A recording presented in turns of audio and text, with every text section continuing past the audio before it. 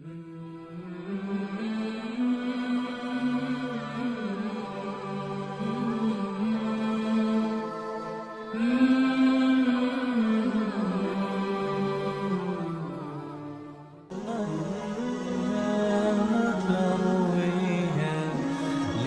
حضور قرب خاص میں گئے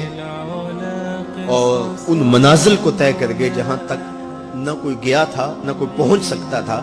تو اللہ نے اپنے محبوب کو بہت کچھ دیا۔ 70,000 اسرار تھے، 70,000 رموز تھی، 70,000 حکایات تھی۔ محبوب کی جھولی میں بہت کچھ ڈالا اور ڈال کر کے کہا بما اشرفک یا احمد، اے محبوب یہ تو میں نے خود دیا ہے، اب تو اپنی چاہت بھی بتا، تیری چاہت کیا ہے۔ یہ مہمان نوازی کے تقاضے ہوتے ہیں کہ سب کچھ پیش کرنے کے بعد بھی میزبان کہتا ہے کوئی اور، آپ کی کوئی پسند، تو یہ میزبانی کے تقاضے ہوتے ہیں۔ تو سب کچھ دینے کے باوجود جھولی میں ہر چیز ڈال دینے کے بعد کہا بما اشرفک یا احمد، پیارے بتائیے آپ کو کیا دیا جائے۔ اب بے حضور کی ڈیمانڈ دیکھیے، حضور نے مانگا کیا۔ کسی شخص کو دیکھنا ہو کہ وہ کہاں کھڑا ہے، اس کو آپ اختیار دے دیجئے گا، پھر پتہ چل جائے گا وہ کتنے پانی میں۔ آپ مجھ سے پوچھتے ہیں کہ مانگیے کیا مانگتے ہو، تو میں کہوں مجھے پانی دو تو آپ سمجھیں گے پیاسا ہے، میں کہوں کھانا دو آپ سمجھیں گے بھوکا ہے، میں کہوں گا میرے نام کے نعرے لگاؤ آپ کہیں گے شہرت کا متلاشی ہے، میں کہوں گا اٹھو اور میرے اوپر پیسے لوٹاؤ میں اتنی اچھی تقریر کر رہا ہوں، تو آپ کہیں گے یہ تو بیچارہ غربت کا مارا ہوا ہے، اس کے اندر کی ابھی بھوک گئی نہیں ہے۔ تو کسی شخص کے ظرف کا پتہ لگانا ہو تو اس کو اختیار دے دیجئے مانگ کیا مانگتا۔ اور مانگنے والے جب کوئی کمال چیز مانگ لیں تو کسی کے سوال سے اس کا ظرف کھلتا ہے کہ وہ کہاں کھڑا ہے۔ اب حضور کو اختیار دیا جاتا ہے محبوب مانگیے کیا مانگا، مال و زر مانگا، دولت مانگی، یہ تو قدموں میں دھلتے تھے، حضور آنکھ اٹھا کے نہیں دیکھتے تھے، تو پھر مانگا کہا بنسبتی الیک بالعبودیہ، اے اللہ ساری زندگی میں کہتا رہا کہ تو میرا رب ہے، یہ میں نے غاروں میں بھی کہا،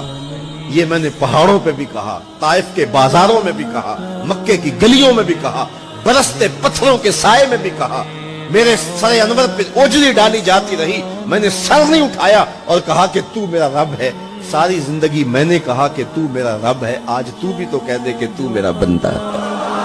مجھے عبد کہہ کے پکار دے۔ ملا جیون علیہ رحمہ فرماتے، امام راضی بھی لکھتے ہیں کہ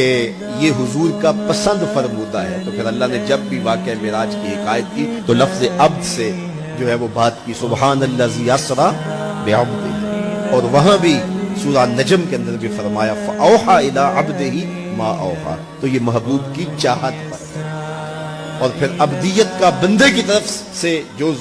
اظہار ہوگا اس کے لیے پھر 50 نمازوں کا تحفہ دے دیا کہ میرے بندے تو پکارتا رہے اور مجھے رب کہہ کے پکارتا رہا، میں تجھے لبیک یا عبدی کہہ کے پکارتا، اور وہ 50 نمازیں پھر 5 نمازوں کی صورت کے اندر باقی رہی۔ اللہ کی باتیں بدلتی نہیں ہیں، جو ایک نیکی کرے 10 کا ثواب ملتا ہے، پڑھو گے 5 ثواب 50 کا ہی ملے گا، اس لیے کہ اس کی باتیں تبدیل نہیں ہیں۔ اور یہ تحفہ ہے، حضرت موسیٰ نے تو عرض کیا تھا کہ ایک بار اور جائیے، لیکن میرے حضور نے کہا تھا مجھے اپنے رب سے حیا آتی ہے۔ عادت باری یہ تھی نا، ہر بار 5 نمازیں معاف ہوتی، اب بھی جاتے تو 5 نمازیں معاف ہو جاتی، لیکن کہا کہ مجھے اپنے رب سے حیا آتی ہے۔ اب امت کو کیا حیا نہیں کرنی چاہیے کہ 5 نمازیں امت کے لیے رہ گئی، ثواب 50 کا ہی ملے گا، اور معراج کا خاص تحفہ لے کر آئے اور کہا کہ صلاۃ و معراج المومنین، یہ مومن کا معراج ہے، میں تو سر عرش پہنچا ہوں، لیکن تمہارا معراج کیا ہے؟ تم سجدے میں سر جھکاؤ، دیکھنا تمہارا مالک تمہیں کتنا قرب دیتا ہے۔ جب کوئی شخص سجدہ ریز ہوتا ہے اس پہ اتنی رحمتیں اترتی ہیں، اگر اسے پتہ چل جائے کہ یہ رحمتیں نازل ہو رہی ہیں وہ سجدے سے ساری نہ اٹھائے۔